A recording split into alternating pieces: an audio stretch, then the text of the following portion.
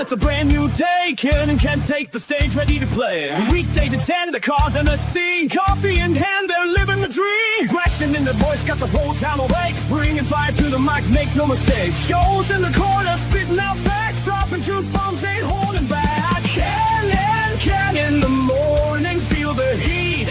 From 10 a.m. CST, can take a seat. Live and loud, they're great in the mind. Ken and the bold.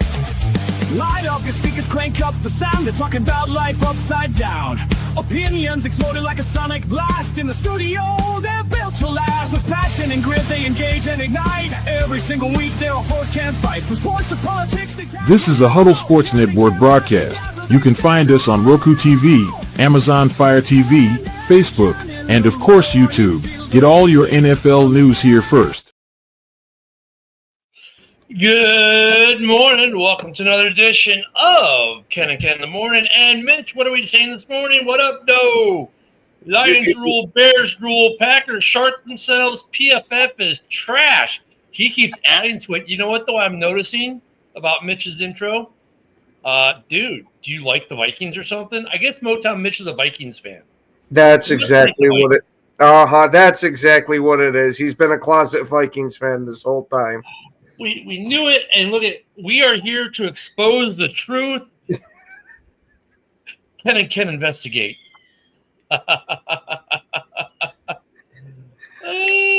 So,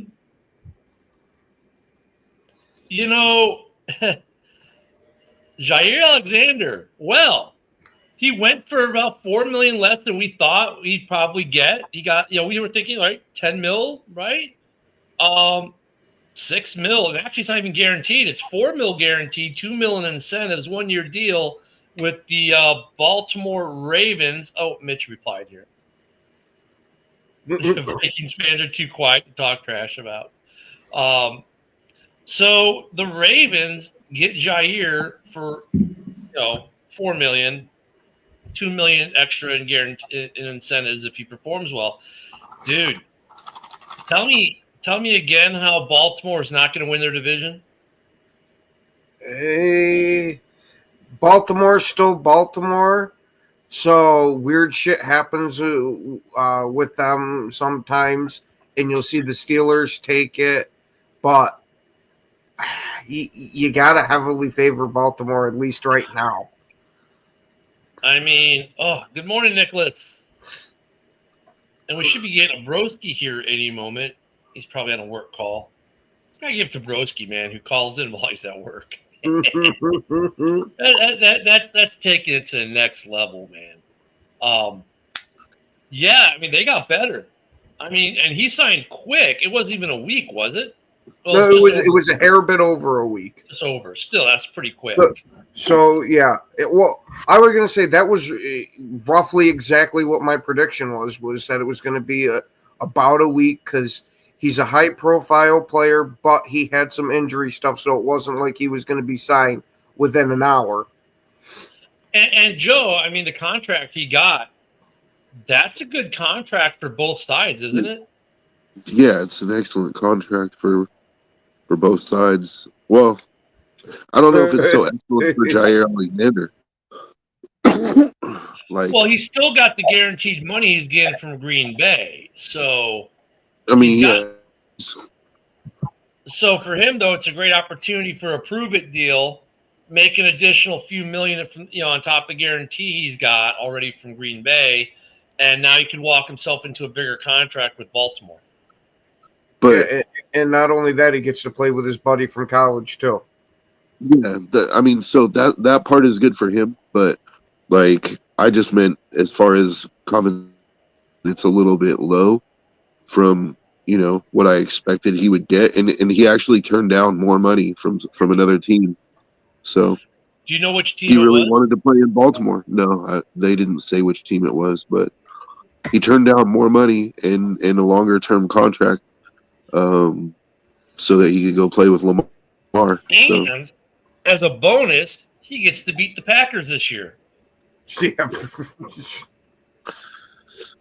I don't know, call me crazy, but I still kind of think the Steelers Like it just depends on how Aaron Rodgers plays, dude. Like I think with that defense, Aaron Rodgers has never had a defense in Green Bay like he has in Pittsburgh right now.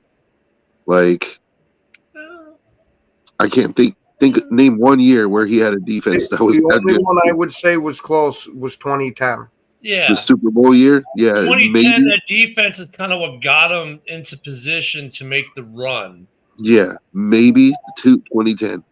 Like, and they won the Super Bowl. So, Right. yeah, but dude. he had better offensive weapons in 2010. I mean, he's got. Well, I'm not saying Pittsburgh's going to win the Super Bowl. Actually, he's got some weapons in Pittsburgh now. I mean, okay, he's got a receiver, maybe not the running back. I was going to say, One, in but- 2010, his receiver room was stacked full of people. I mean, look, I think he makes things interesting in the AFC North. The AFC North will be very interesting overall. But, man, Baltimore on both sides of the ball are just friggin' loaded. And Yeah, it's I don't like, disagree. it's just like you have to, looking at them from the outside right now, you have to look at that division and go, look at all four teams actually, for shitty as people think the Browns are, with that defense. And they do it. Yeah, okay, their quarterback room's a mess. But it's not like they don't have a good quarterback in that room sitting there right now who can do some things. It's not like they don't have some offensive weapons. I mean, they're going to be pretty decent. Yeah, Cincinnati, we know their defense is terrible-ish because they got a great pass rusher, right? And that alone can wreck a game. That entire division, like the NFC North, is going to be very interesting. I don't think the parity is there. Like, you look at the NFC North, all the teams are pretty damn near comparable. Like, every game you can flip a quarter, right? And that's how that was. There's no clear cut, oh my God, this is a team in the NFC North is way above everyone else. The AFC North, I would think you have Baltimore, and then the other three are all have possibilities of being good. And even then, though, there's a pecking order. Like, I think you're right. Pittsburgh could be ahead of that pecking order because they're more complete on both sides than, say, Cincy or Cleveland. But all three of them are threat potential. Like, even because you look at Cincinnati last year, right? Defense sucked. But would you want to have played them in the playoffs last year? No. You wouldn't, because Joe Burrow was red frickin' hot. So, I mean, the AFC North is going to be interesting, but I have a hard time thinking anyone's going to knock the Ravens off the perch, especially after they add a top 5 corner when healthy and playing. Yeah. Like, I wonder who's going to start at quarterback in Cleveland. Because I don't think it's going to be the dude. I don't think it's going to be Gabriel from Oregon. Like, I think it's probably going to end up being Sanders. And Or the I old just man. wonder. I was going to say, it may or may not be Sanders because he got himself a hell of a speeding ticket out there. Speeding ticket, you know. Hey, They got, yeah. I was going to There's say, Broski. Broski brings it up to where I wouldn't be surprised if there's some kind of team penalty for it because, the whole reason why you slipped so far in the draft is being a distraction for the team. And now, look, they got something to talk about and point out and say, hey, see, you are a distraction. Yeah, but that's kind of like, that's kind of like if you got a speeding ticket driving to work, and then like your work is like, hey, we don't know if you're really a good employee because you got a speeding ticket in the time that you weren't actually clocked in for us. Like, it's like I feel like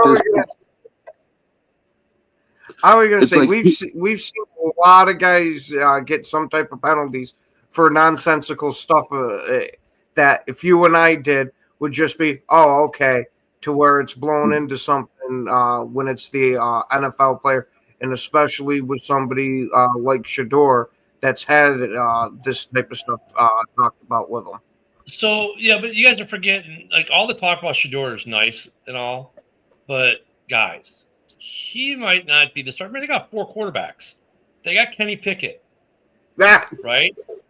And they got Joe Flacco there too. And they may There carry you all go. 4. They may carry all 4 into the season. I wouldn't be surprised if Flacco or Pickett start. I would probably say Flacco would be your starter. I mean, the guy still got it. And if Flacco starts to break down, wear down, whatever, Pickett, maybe he might get his shot before the 2 rookies. Right? I mean, that's what I'm saying. Like Cleveland, people we get caught up in, oh my God, Shador's there, but guys, they got Joe Flacco sitting there, and look at Flacco is a comparable quarterback. I mean, he's not a turnover machine. He's not super flashy. He's confident. He's a good vet, right? He's shown it. Out of him. What now? You're only going to get 8 games out of him. That's the thing. But that may be all they need to get. They start out with Flacco, and maybe Pickett learns from Flacco, and Pickett becomes a guy. But I mean, I don't think Sanders is going to start it all this year. It's going to be Flacco, then Pickett, and then the 2 rookies will battle it out for the 3rd spot on that roster, and it'll probably be Shador because of the name. And the other guy, guy was throwing the ball and it dropped 20 yards out. I was like, dude, you're 10 yards short. But I don't know. And the speeding ticket's a big deal. Yeah, in Ruggs, there was an article I saw in Ruggs this morning with the Bears. I'm not even going to get into that. But they got 2 other quarterbacks with NFL experience there. And they may go with one of those 2 guys. And I wouldn't be surprised if they do. Yeah, they might. I wouldn't. I wouldn't go with Kenny Pickett. nor would I. I just think he's shown what he is at this point. I'd roll the dice with Shador over going with Kenny Pickett. Yep. Look, people said the same thing about Geno Smith.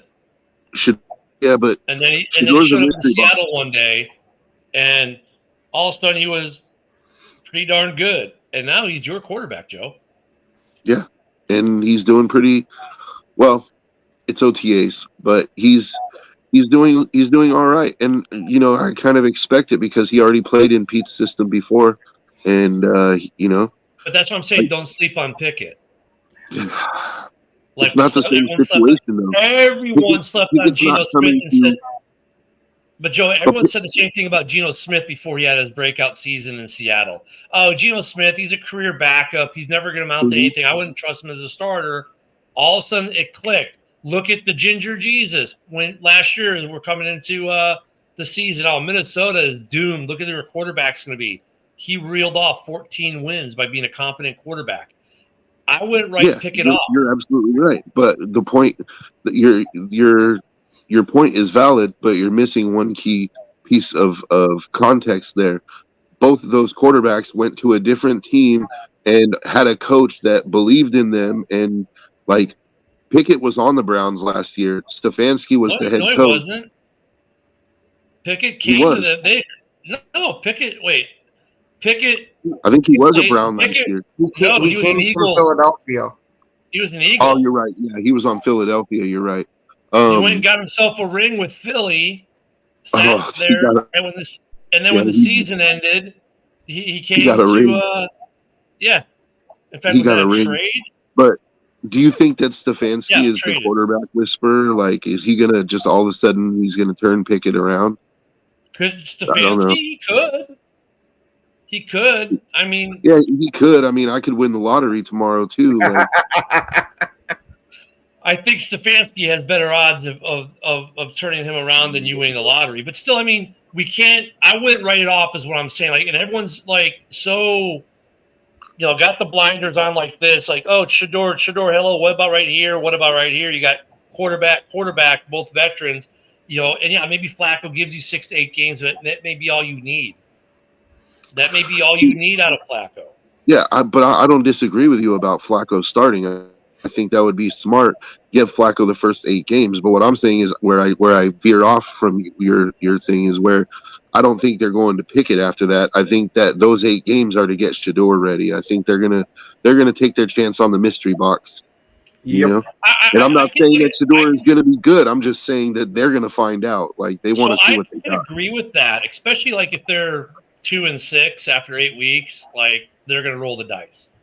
If they're anywhere near the hunt, I don't think they roll the dice. If you're a 500 team and you're in the hunt, they're not going to roll the dice on Shedeur. I don't think. I think Shedeur does not start until all playoff hopes have been dashed. They'd be rolling the dice no matter what. If you throw Kenny Pickett out there, that's still a major roll of the dice too. Yeah. At least Shedeur has more upside. Look, they're going to be an interesting story to watch. And Philip is so right. They tell teams, hey, don't do anything stupid that could affect the team or you professionally, and then they go do something stupid. And you see it every year. Every year there's some rookie who gets caught with their little sports car doing 100 God knows what miles per hour in a 35 or something. It's like, dude, did you guys not learn from Ruggs? Did you not learn from all these other guys before you? It's like they hold the seminars on like how to spend their money so they're not broke, literally broke 3 years after they get out of the league. Yet every year you hear about some more guys who are jobless, penniless, and homeless, and they made millions of dollars in the NFL. And the three of us will sit there and go, dude, you made like $12 million over your 4 years in the NFL, and now you have no money? Dude, give me $12 million over 4 years and call it a day and watch how I never work another day in my life. Yeah. But see, there's a thing, like, it's basic human nature, dude. When you, especially as a young man in your early 20s, you have that complex of it won't happen to me. I'm different. I remember doing crazy, stupid shit in my early 20s and people have died from doing this shit. Yep. And I'm, jumping off cliffs into lakes that like got rocks at the bottom, and I'm like, oh, just because that guy died doesn't mean I'm going to. I'm different, like. Hey, Luca, there's a difference. None of us are NFL players. And now I'm in my 40s, and I'm like, yeah, you know what? I'm not going to take that chance. And of course, I was on the Autobahn doing that, so Yeah, it's like, no, I'm not going to do that. I may or because may now not I realize that it can happen to you. I may or may not have gotten the Tesla 3 up to that. No, I have not. But it could get there pretty quick if I wanted to. I did have the Harley up to almost that the other week, but I think I got up like 91 and I backed off because it was way too damn windy with that windshield, with that crappy windscreen I had. God, I was but I was like that old. Remember that old stereo commercial? The guy turns on the stereo and everything. That's how I felt on the bike with the old windscreen, with the stock windscreen at 90 miles an hour. That's what I felt like, and I couldn't even. My stereo, which is a stage 3, was 100%, and I couldn't hear. All I could hear was the wind. Now with the new windscreen, I can just I can cruise. We know what time it is for Nicholas. He's almost done with his move. Thank goodness for him.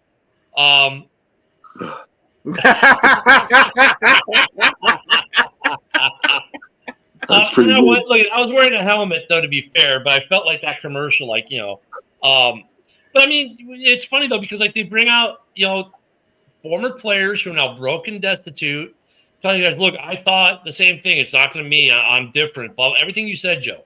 And these former players come and tell them, and it's funny. And they're still like.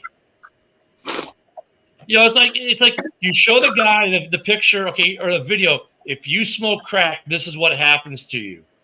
They say, "Oh, that's nice. Let me smoke this crack because it's not going to happen to me." And it happens to them. And they're like, "Why did this happen to me?" Like, we told you.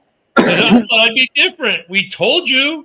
I mean, it is funny how we've seen less of it as far as the players being broke. That they are learning more. I think NIL is helping with that. I think the NIL money in college is helping with some of these guys by the time they become pro, learn how to manage money and be more responsible with their money.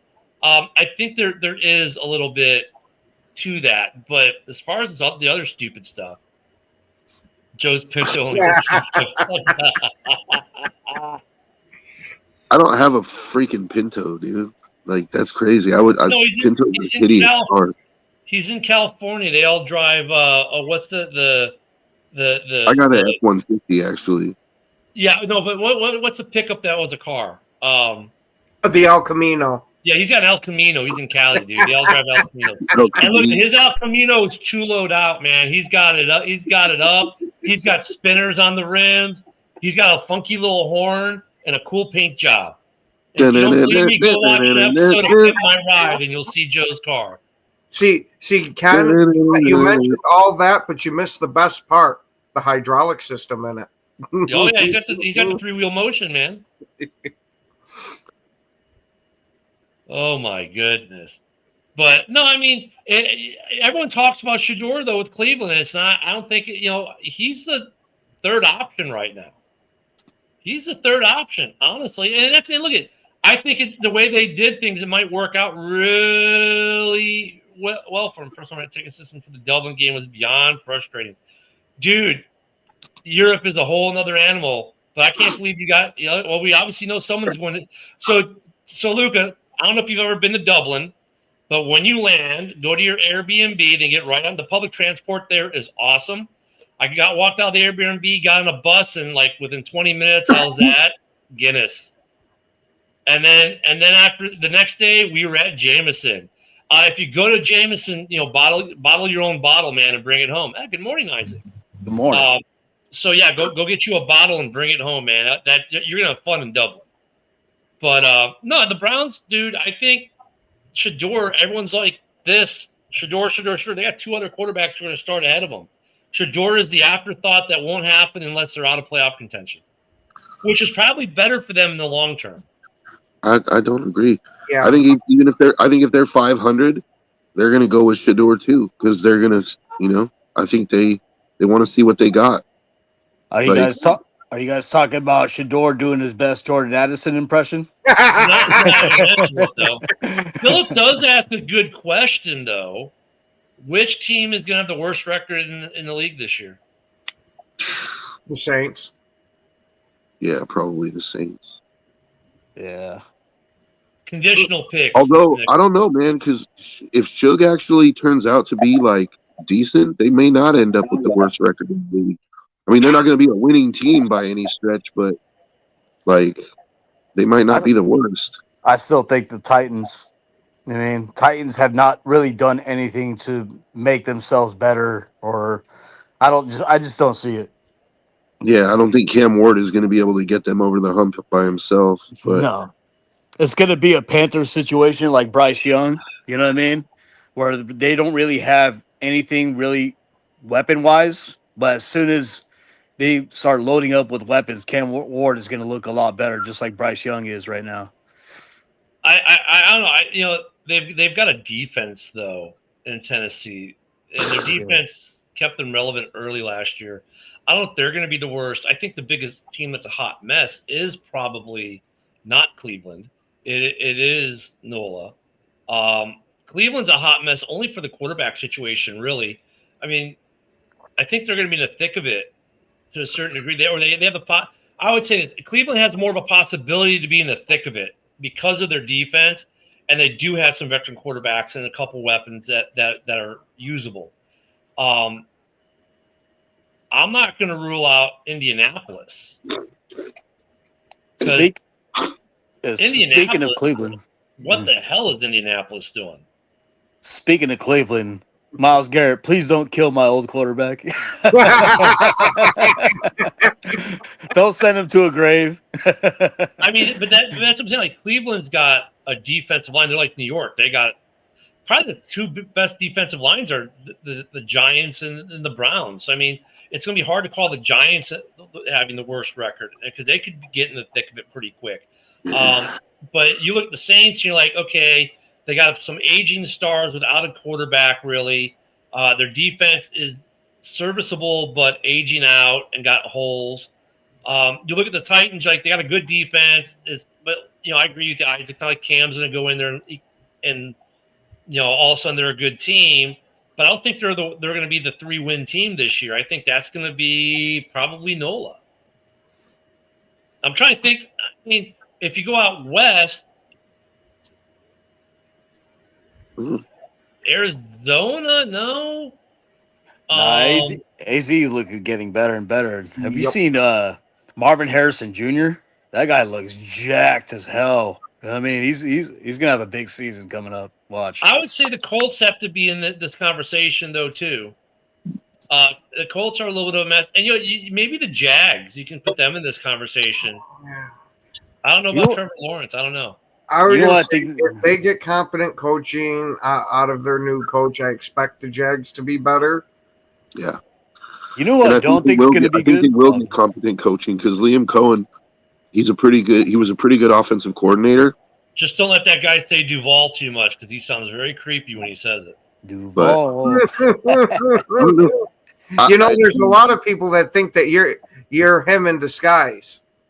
I don't want to,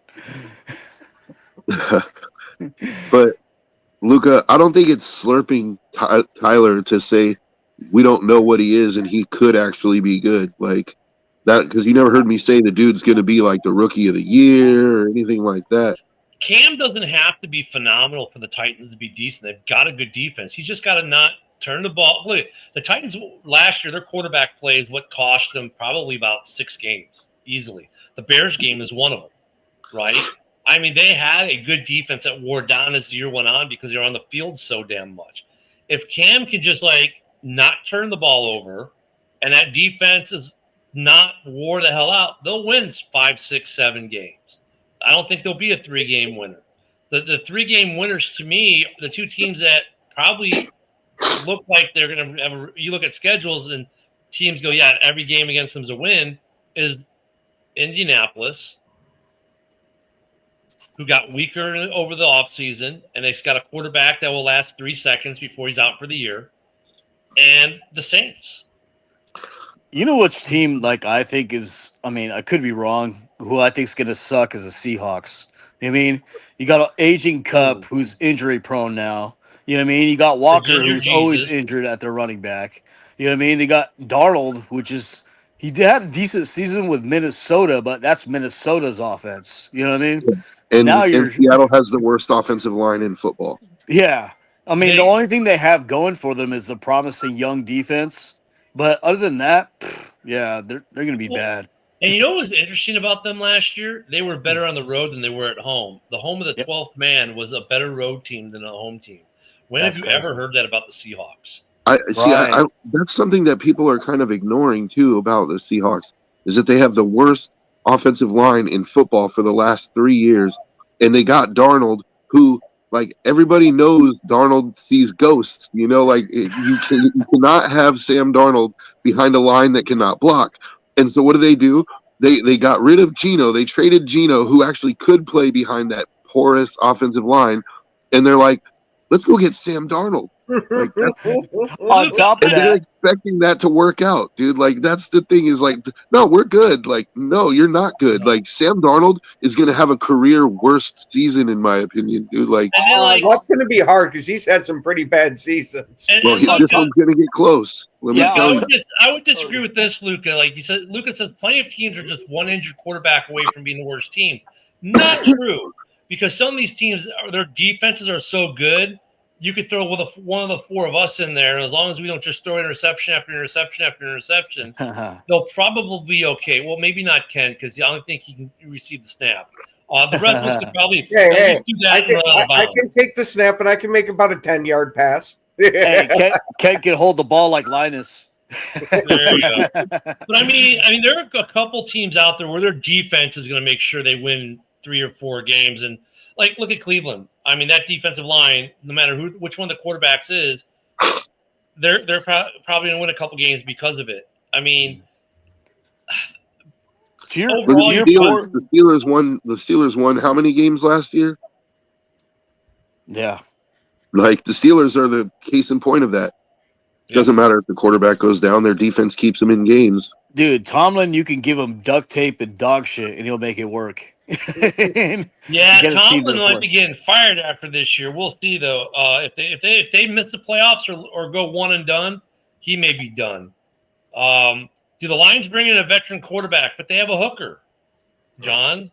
Well, hey, but on that Seahawks, watching that hooker last year. on that Seahawks offensive line, you just faced a Rams defense that sacked you 9 times, and you have to face that twice. Yeah. That's not good. Broski with the worst offensive line in football. Yeah. Broski says both New York teams might be the worst 2 teams in the league. We just talked about the Giants, but let's talk about the Jets for a minute. We talked I about the agree. Jets. So we did an ad hoc roundtable last night for JB while he's out, and he should be back in about 2 or 3 weeks. He'll be back. We were talking about the Jets a little bit. Jamie and I were last night, and it's interesting because they signed Justin Fields. AG was the guy who pulled the trigger on it. AG, a guy who as a defensive coordinator saw Justin Fields twice a year, right, for a couple years there. So it's not like AG knows Fields, right? I mean, that makes that to me that made that signing a little more interesting. Like AG sees something in Fields, knows something about Fields, that has trust in Fields. I think that they're going to build this offense around Fields because they're starting everything from scratch, sort of. And it's interesting that you would think that a guy who was a defensive coordinator against Fields would be like, nah, man, but yet he went and got him. I don't know, Broski, if they're going to be the worst team. They might surprise some people. They got playmakers on that team not named Justin Fields. They got a shutdown corner. They got a good couple receivers. They got a good running back. They got some pretty decent guys on that D line.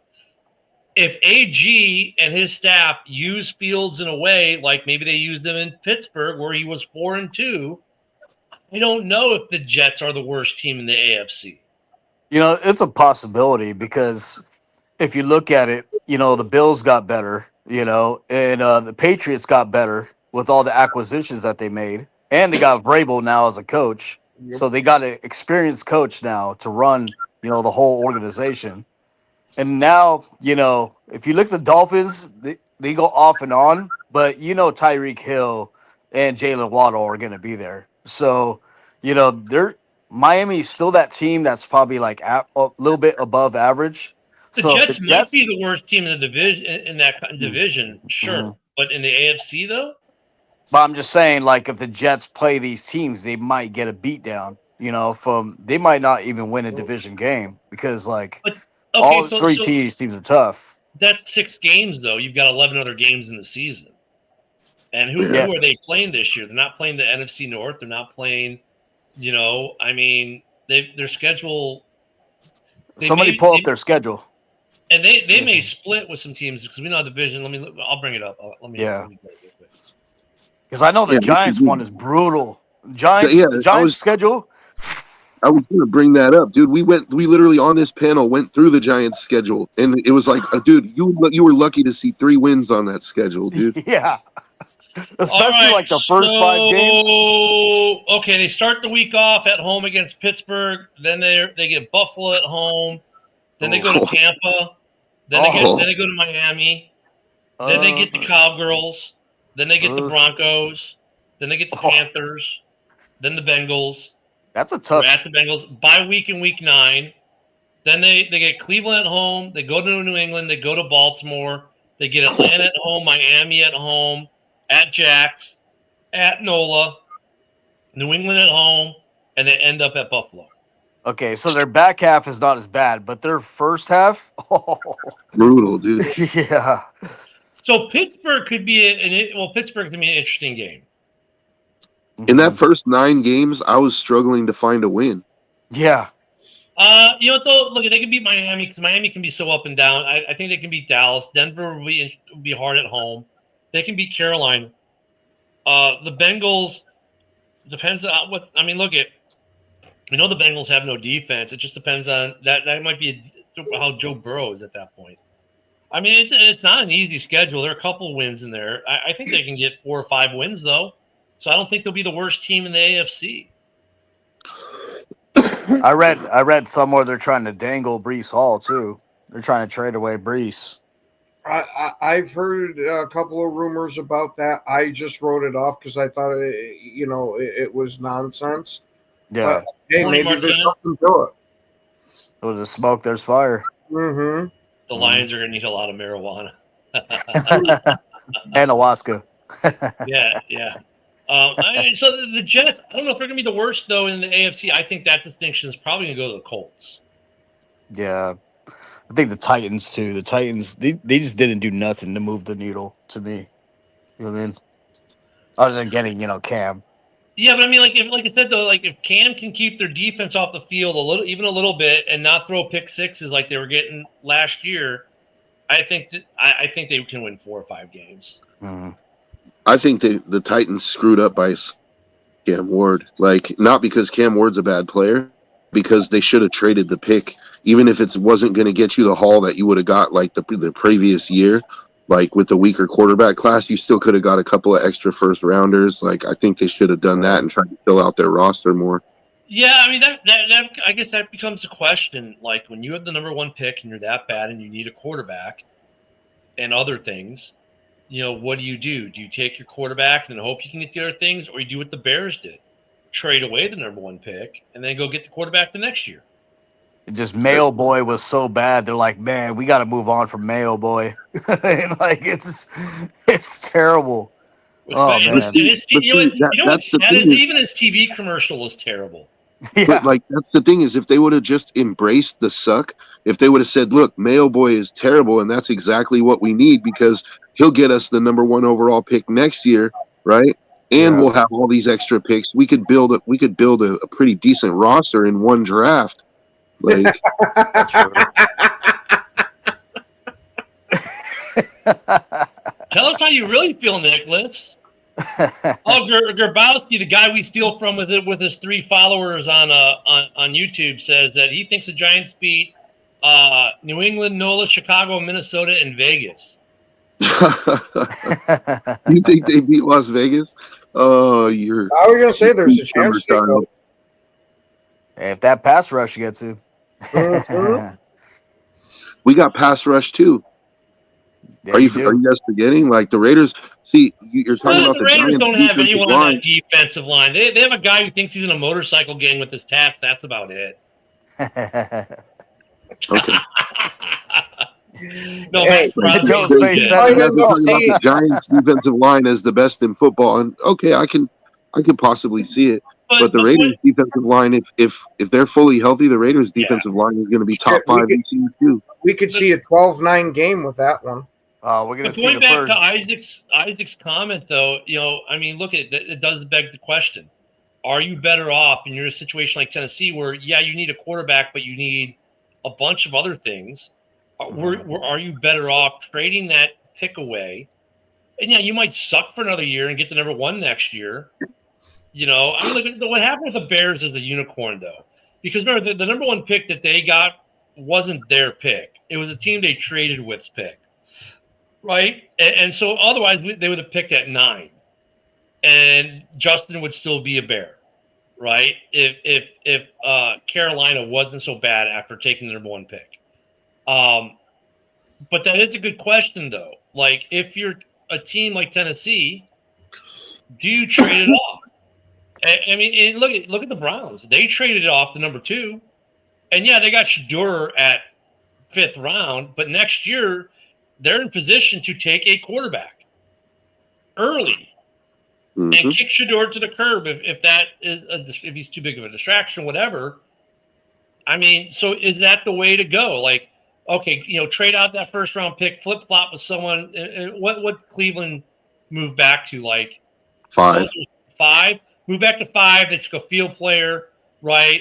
And then they took a bunch of other stuff. Then next year you come back and get your quarterback. So like maybe you move back and you get your right tackle or your left tackle or your edge rusher or your big time receiver. And then the following year you add the quarterback. I mean, is that maybe a way to go? I think it is.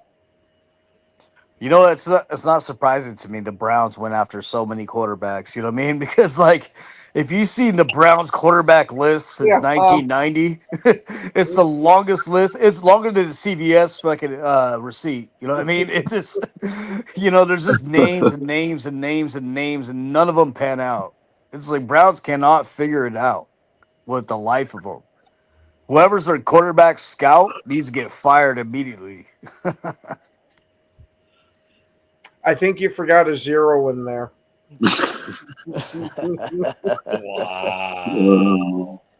Damn.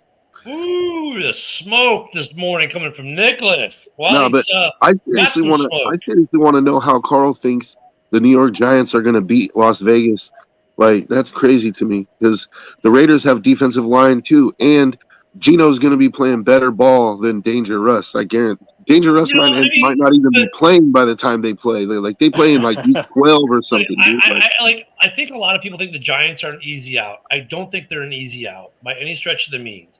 I think they're going to win some games that people are going to be like, wow, they won that game. Because they do have that defensive line. And I'm not saying Russ is a world beater, but Russ Neighbors is going to be a pretty good connection. Hey, watch out for Scatterbo. But who are they going to put on Brock Bowers? Oh, you knew we couldn't have a show without Brock Bowers being involved. It's a legitimate football question. I'm talking X's and O's here. Who are they going to put on Brock Bowers? Oh, you don't know? If they sack the quarterback, it won't make a difference. There we go. I was going to say that's what they got to hope you can get to Gino faster than he can get that ball about Brock Bowers. Hey, you got a secret weapon, though, Joe, on Neighbors. His name is Eric Stokes. I'm not really why you shouldn't let Eric Stokes even dress for a game. I'm not counting on that. Well, Stokes. Oh, go ahead. From what I heard, though, going back to Broski's comment, I mean, look, it's not that I completely disagree with Broski, right? Like, Broski could be completely on point here. I'm just saying that when it comes to the Jets and it comes to the Giants, they have, I would say, more potential to not be the worst team in the league or even their conference over the Colts or the Saints right now. That's all I'm saying. Broski could be completely right. They can still be trash, but they're not going to be as trashy, I think, as maybe the Colts and the Saints. It's going to be. Still have some players though. Like they still have Olave. They still have Kamara. I mean, Kamara's not what he used to be, but he's still serviceable. Like I don't think it's Olave, and I don't know. I think the Saints may not end up being the worst team. I'm just saying. I'm not saying 8-win team, but I don't think they're going to be a 3-win team. Who knows? Yeah, who's their quarterback there in Nolo right now? That's yet to be seen, broski. Like we do have Jacoby Myers, who, he's not a world beater number 1, but he's not a shitty receiver either. You know what's going to be scary is that wide receiver room for the Bucks, man. Yeah. They got Bucka and they got Tez Johnson too. Yeah, man. And Otten. That kid last year, dude. Like, tell me he did not show out last year. Oh, he balled out. Went down, and this dude, like, they're like, "How are you still getting up?" He's like, "Whatever, man." Like, you see him take massive hit after massive hit, and they saw him on the sidelines, like, "Whatever, man. Can I get some Gatorade, please? Thanks, man." Hey, so are we going to dinner later? Oh, I gotta go back in. Gone. And like, Jesus, this kid's a machine, and it's a contract year for Otten. And I'm brain farting on the running back. He's pretty dope too, there. Yeah. Which call it? But no, that wide receiver room, Bucky Irving, looks something special. Yeah, Irving. Yeah, he's dope, dude. He's fast. Change the Raiders are Kelly's getting back in the conversation this morning. But I can't take that seriously. Bowers won't be a serious threat. Did you watch Brock Bowers play last year? Yeah, with Gardner Minshew at quarterback, did you watch him play? For as much as you're making a mess all over the idea of Brock Bowers, okay? So A, stop making a mess. B, last year was the enigma. No one expected the Raiders to use a tight end like Brock Bowers in the way they did. Now, defensive coordinators, especially within your division, have been scheming their defenses to, they're accounting for Brock Bowers this year, whereas maybe last year they weren't fully accounting for him. But it's not going to matter. Oh, it's going to matter. We'll see. I already got a nickname for him. Put a pin in it, and we'll come back halfway through the season, and we'll see where Brock Bowers is at. I'm telling you, dude, like, he's going to be the next Travis Kelce, dude. Like, I knew it before and it's not just because he's a Raider. I was saying it before he even came out of college. He was the greatest tight end in the history of college football. Like, I knew he was going to be he's not going to be good, but the problem is this year the Raiders now need more than him because they will be able to not stop him, but limit him to a certain degree compared to last year, because now there's going to be game sets defensively for him, whereas last year there was not. So, like, the success is, I wouldn't expect the same level of success out of Bowers. I would still expect him to be very good and still make a lot of huge plays. But unless the Raiders can get plays out of other people and make defenses account for them, then no, Brock Bowers is going to have a harder time. I think that's what some folks are trying to say. And look at Brock Bowers may very well be the best tight end in the history of the NFL. Maybe he ends up being that. We don't know. We'll see what he does. But off of one season, you can't. And now that defenses are going to account for him specifically in the offseason preparations, unlike last year, it's going to be a little bit of a different. And you know what, though? I'll say this, Joe. If these teams are scheming for him and he still busts them like he did last year, then I'm ready to give this kid a gold jacket.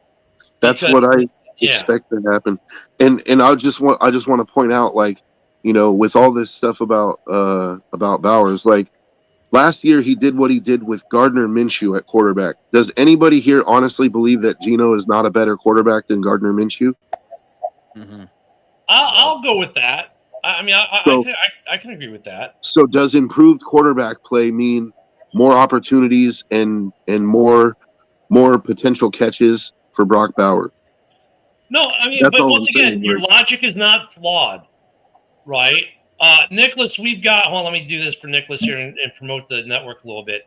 We have the Huddle Sports Network on Facebook. We have the Huddle Sports Network on YouTube. We have the Huddle Sports Network on Roku and on Fire TV. There you go. Hey, Joe, if he shows out again, well, we'll give him a new nickname, Scary Bowers. Instead of Scary Hours, Scary Bowers.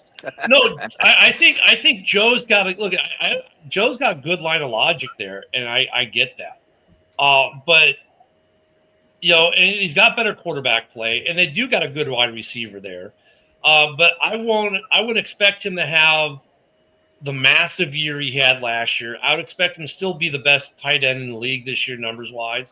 But I think the numbers probably are down just a touch. Just like I don't think Saquon is going to run like he did last year in Philly this year. Like, you're not going to see those numbers. To be fair, that's going to be slightly different because it's going to be the Madden curse that takes out Saquon this year. That is true.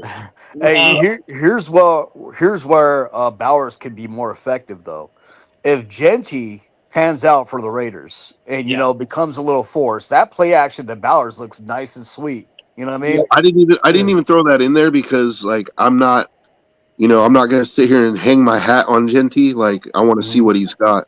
But I think Bowers is just one of those guys that even if the defense schemes for him, he's still going to get his catches. He's just that talented, dude. Luca, that's a good question, but I think, Pete Carroll's been around long enough, and he knows he's actually got a legit guy in Bowers. So you can take the pass out of Carroll not being a Big Ten tight end guy. I don't think Pete Carroll goes in and goes, hey, I don't like the tight end. We're not going to use Bowers anymore. When he's been the biggest weapon in Vegas. And just to add to that, we're not running Pete Carroll's offense. We're running Chip Kelly's offense. And Chip Kelly knows a lot more about tight ends than Pete Carroll does, dude. Like, so all I'm saying is I am absolutely certain that Chip Kelly, whether his plan works or not, Chip Kelly has sat there in his office and tried to figure out how he's going to use Brock Bowers. And he's going to use Jacoby more too. And Kelly says, how scared do you think the defense are going to be about Jacoby? Right? I think Jacoby might have a breakout year compared to the last two because you do have a better quarterback in Vegas. And they're going to put the focus on Bowers. Like, I don't disagree with you that they're going to put the focus on Bowers, and that will open up Jacoby Myers. Yeah. But see, that plays both ways because once you start covering Bowers, and now Jacoby is killing you, now you have to cover Jacoby, and now Brock is going to kill you. It's a two-headed monster, and that's not even counting because again, I don't want to hang my hat on the guy. He's a rookie, but Dante Thornton has actually been surprising the coaches because they're saying that like his route running is a lot better than they expected it to be from his time at Oregon. Like because he played at Tennessee, they run a very simple route concept. They basically just run in a straight line, they thought that was all he could do, but no, he actually knows. He actually has a route tree, and like, so if he turns out to be anything, I mean, not even like a superstar, but just anything, that's going to help. I didn't get to see that last comment, but This one from Broski. yeah. So 112, almost 1,200 yards. Yeah, I think he'll have less receptions, but more yards and more touchdown. I mean, I think Brower's going to have a great season. I look at the Raiders are going to be in the thick of it. The Raiders are going to be in the thick of it with that team if they can keep their defense healthy, unlike last year. Yeah. And with the new improvement, and like Luca's saying, hey, Chip is as an OC phenomenal. As a head coach, he's a better OC. That team in Vegas could be something this year, and they could be in the thick of it for the AFC West. The Raiders. As much as I want them to be, I think they're gonna.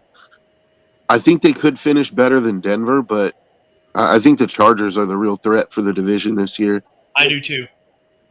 I think the Chargers are going to be really good, and I think the Chiefs will still be hanging around. You know, they'll be like slugging it out with the Chargers for the division, and I think we can win some division games, but I think we're still a year out from winning or being a serious threat to the division.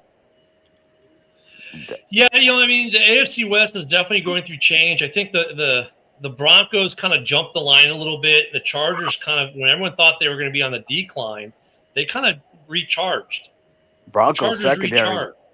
Broncos secondary got better with Barron. I mean, that team's going to be crazy. Yeah, their secondary is good, but the Broncos, I mean, other than Cortland Sutton, who are they throwing to, dude? All right. Yeah, But like, that's exactly what I said, Kelly. but Sean Payton, I said they're still a year out from contending for the division. Sean Payton's pretty innovative though with his offenses. You know what I mean? Bo Nix has been a lot better than we thought. A lot better. I thought he was going to be. The AFC West does have an impressive coaching tree, doesn't it? Broski's right. I look at the Raiders might be a year out, but they're going to make some noise. I mean, they're going to be in the thick of it in terms of they may become the reason why someone doesn't win the division. And can you name me a better cornerback than Patrick Surtain right now? Man, he's just smoking everybody at that corner. I disagree, Kelly. I think the Chiefs are starting their decline a little bit. I don't know. And look at the Chargers' defense is good, but it does have some age to it. Well, I mean, if the Chiefs get back Rashee Rice and, you know, Xavier Worthy started breaking out at the end of the season, you know, they can be a threat again. But, I mean, I think this is probably their last year. KC, their O-line, every year they're losing 2 or 3 studs off the O-line. It seems like every year. Last year they lost a guy. This year they lose Tooney. I mean, and yeah, you're replacing with young guys, but eventually these young guys you're replacing with, one of them is not going to work out, and then it's going to start to chip away. And their offense last year was not anywhere near where it was the year before, which was nowhere near the year before that. They've been getting by on defense. At some point, they're going to fall off here on the defense. And I honestly, I mean, the Chargers, they're rebuilding, and their rebuild or retool or recharge, however you want to look at it. They kept an older defense, but now they have a young offense, and now they can start drafting and bringing in the young defensive.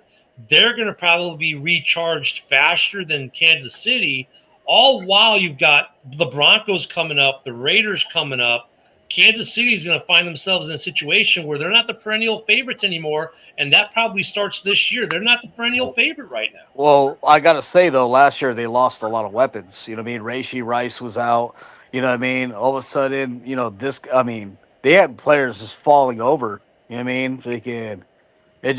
I think if they come in here healthy, you know, dependent on their weapons, and, you know, if Kelsey can just give one more hurrah, you know, Chiefs are still that dangerous team. You know what I mean? Who is she? She can't be talking to me because I don't know. Maybe I'm biased on the Raiders. I don't know. I mean, I think the Raiders are, like I said, they're not winning the division this year, but they're going to make. And I said the same thing. They're going to Like I make said, they're not noise. winning the division this year, but I think they'll be a decent team. And you get one more draft, and if you hit on those draft picks, I definitely think they could contend for that division. And they're going to be a team within that division that can play spoiler. For me, I think the absolute ceiling for them this year, if everything went right, I think the absolute ceiling is like a wild card and probably one and done.